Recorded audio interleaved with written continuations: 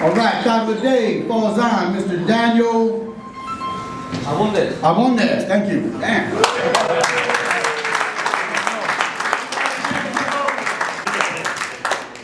Almost like Arbolado.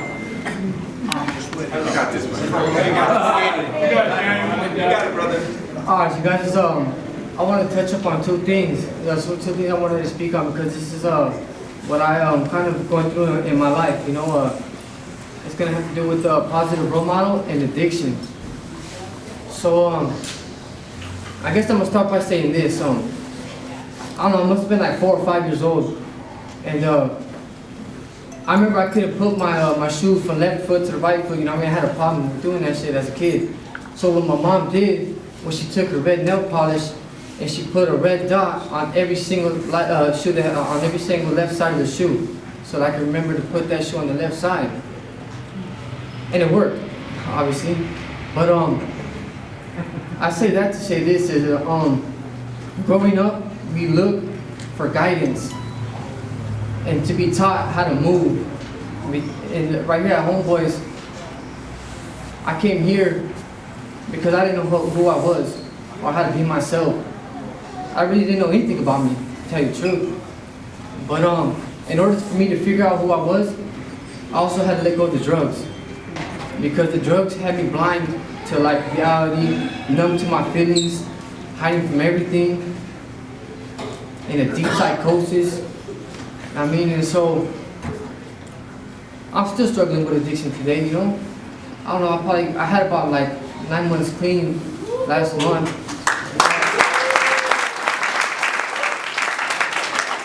But hold on, I had a relapse.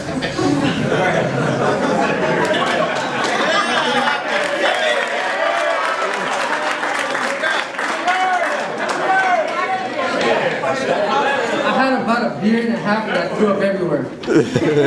I don't like drinking. I wasn't into drugs, you know, but so right here at Homeboys, you know, I look at all the homies right here. I really work close with Benji, with my navigator Gary, Jose, a lot of people, my brother Evan Hess over there, you know, like I look at everybody who's been through same paths that I've been through. And I look at them and how they got there. So I know if you're in for change like me, you're looking through somebody who has been through similar paths, and you're looking to see who's ahead of you and how they got there.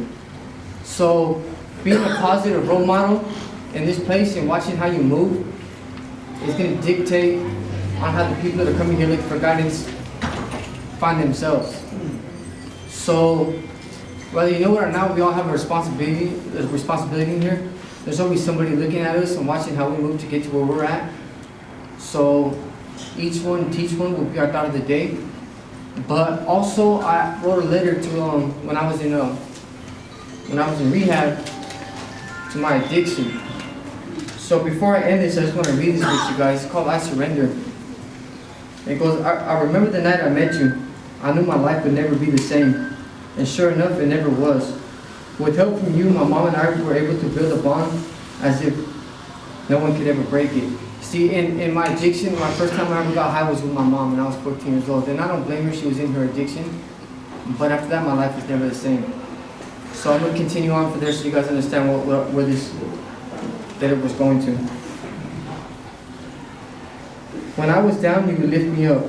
When I was sad, you would make me happy. When I was tired, you'd wake me up. Through all my depression, you'd medicate me. When I needed you most, you were always there for me. I never felt so alive until I met you. I dedicated my life to you. I put my whole world around you.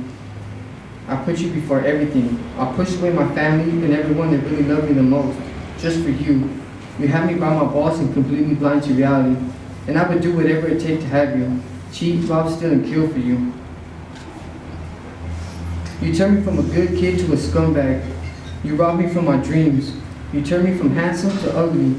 You turned me from skinny to skinnier.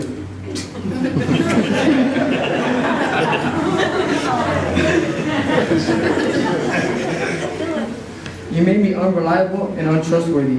I now stand chest deep in problems. I got so many skeletons in my closet, I had to start burying them in my backyard. You're so strong, it scares me, but I respect you, and by the grace of God, you haven't taken my life. And I never thought I'd be able to do this, but I found a new way in the real me. I now surrender to the power of addiction. So goodbye, Bandit, and hello, Daniel. That's right.